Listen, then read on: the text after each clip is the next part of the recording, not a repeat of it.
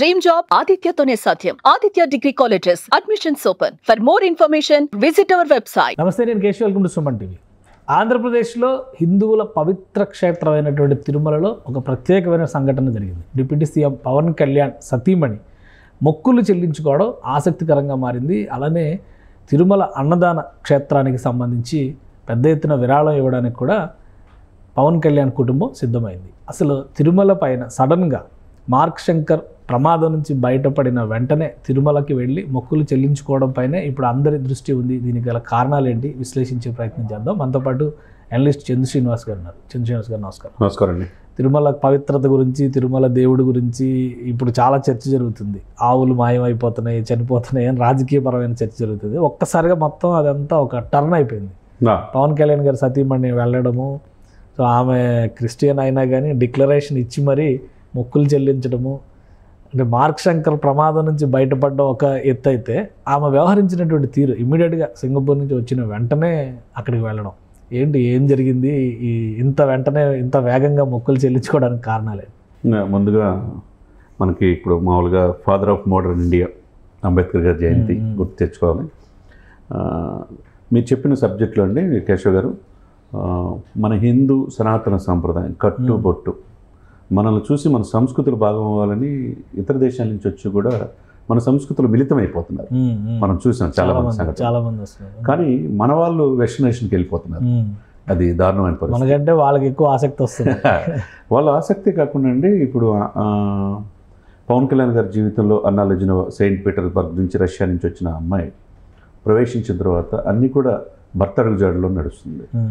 పెద్ద బిడ్డని మొన్న అక్టోబర్లో డిక్లరేషన్ ఇచ్చి తీసుకెళ్ళారు వాళ్ళ పాప. పవన్ కళ్యాణ్ గారు తీసుకెళ్ళారు, స్వయంగా సంతకం పెట్టి. ఇప్పుడు తను సంతకం పెట్టి, అంటే చూడండి, క్రిస్టియన్ అయినా కానీ క్రిస్టియన్ సంప్రదాయం ప్రకారం పెళ్లి చేసిన తన భర్త హిందూ అయ్యేతలకి తనతో పాటు మనం దశావతార టెంపుల్లో మనం చూసాం, ₹1,00,00,000 అన్నదానం ఇచ్చి ఈ బిడ్డ పుట్టినప్పుడు ఎవరైతే మార్క్ శంకర్ పుట్టినప్పుడు అక్కడ తీసుకెళ్లారు, నంబూరు నాగార్జున ₹1,00,00,000 అన్నదానం ఇచ్చారు. ఇప్పుడు మరలా ఆమె అక్కడి నుంచి సింగపూర్ నుంచి డిప్యూటీ సీఎం గారు అన్నా లెజినోవా వీళ్ళు వచ్చిన తర్వాత వెంటనే తనకున్న షెడ్యూల్లో పవన్ కళ్యాణ్ గారు రాలేకపోయినా పాప కంటిన్యూగా ప్రయాణం కదా, తన తల్లిగా మొక్కు తెచ్చుకోవడానికి తను కోలుకున్న తర్వాత ప్రాణాపాయ స్థితిని బయటకు వచ్చిన తర్వాత ఎవరైనా ఒక ఆడవాళ్ళండి నిజంగా ఒక హిందూ సమాజంలో మనం ప్రతి మహిళ ఆమెను ఆదర్శంగా తీసుకోవాలి.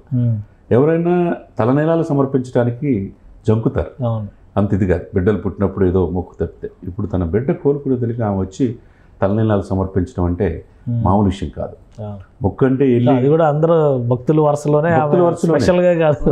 అక్కడే చేసి, ఎందుకంటే ముందు రోజు వచ్చిన తర్వాత ఆమె డిక్లరేషన్ ముందు సంతకం పెట్టి ఇవన్నీ చేశారు. అంటే ఈ డిక్లరేషన్ అంటే ఏంటి? ఇది ఇప్పటి నుంచి కాదు, 1933 నుంచి వస్తుంది. అంటే మీరు అన్నట్టు ప్రపంచవ్యాప్తంగా హిందువులకి వాటికన్ సిటీ తర్వాత అంతమంది భక్తులు వచ్చేది తిరుపతి.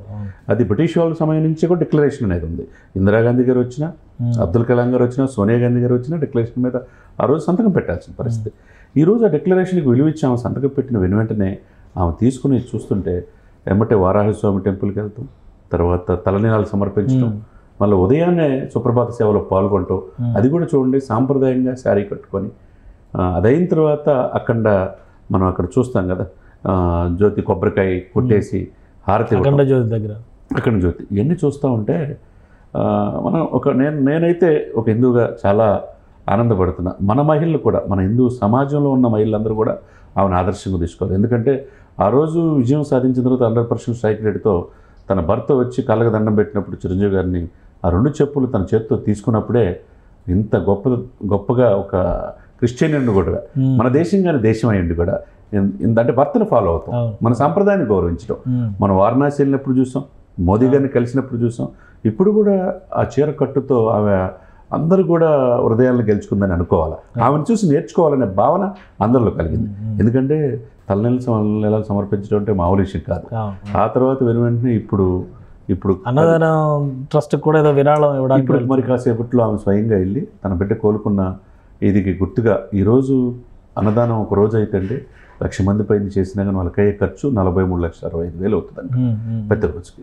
మనం మొన్న చూసాం లోకేష్ గారు దేవాంశ్ పుట్టినరోజుకి ఆ రోజు అట్లా ఇచ్చారు ₹45 లక్షలు. ఈరోజు సేమ్ అట్లనే ఈరోజు అన్నదానం మొత్తం కూడా ఆమె అక్కడికి వెళ్ళి తిరుమల తిరుపతి దేవస్థానానికి పే చేస్తున్నట్టుగా తెలుస్తుంది.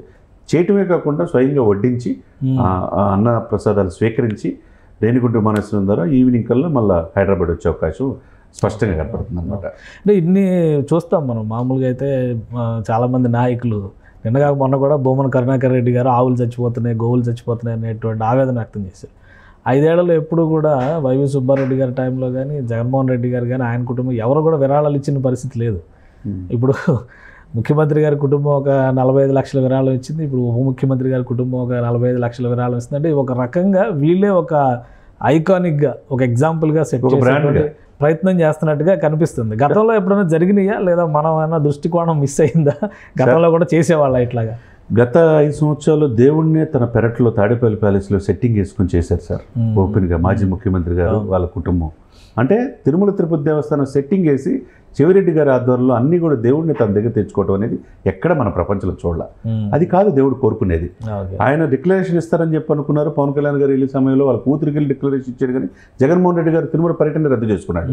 ఇప్పుడు హిందువులు మోసం చేస్తున్నట్ట కాదా? ఇప్పుడు హిందూ సమాజం అంటే తీర్థప్రసాదాలు స్వీకరించాలి. నువ్వు పరమతం తీసుకున్నా ఇప్పుడు డిక్లరేషన్ మీద సంతకం పెడతాం అంటే ఏంటి? దేవుడిని నమ్ముతున్నానని చెప్పడం, సంతకం పెడతాం, విశ్వసిస్తున్నానని చెప్పడం. ఆ విశ్వాసంలో ఆమె రష్యన్ మహిళను కూడా పవన్ కళ్యాణ్ ప్రూవ్ చేసుకున్నాడు. మరి అదే పవన్ కళ్యాణ్ వీళ్ళు విమర్శించి ఇప్పుడు ఏం చెప్తారు? సమాధానం ఏం చెప్తారు చెప్పండి? చాలా విమర్శలు చేశారు. డైరెక్ట్గా ఆమెను కూడా టార్గెట్ చేశారు. దీన్ని బట్టి ఒక మహిళ, మన దేశం మహిళ, సెయింట్ పీటర్స్బర్గ్లో 1980లో పుట్టిన అమ్మాయి తీన్మార్లో పరిచయం అయిన తర్వాత సినిమాలో ఒక ఇండియన్ని పవన్ కళ్యాణ్ చేసుకొని ఒక డిప్యూటీ సీఎం అయ్యి భారీగా ఆమె ఎక్కడన్నా కానీ ఆ పాశ్చాత్య ధోరణి కావచ్చు, వెస్టర్నైజేషన్ కోసం కనపడుతుందండి. ఆ వెంకటేశ్వర స్వామి ముందు చూడండి ఆమె కట్టుబట్టు. కాబట్టి నేటి హిందువులు కూడా స్ఫూర్తిగా తీసుకోవాలి.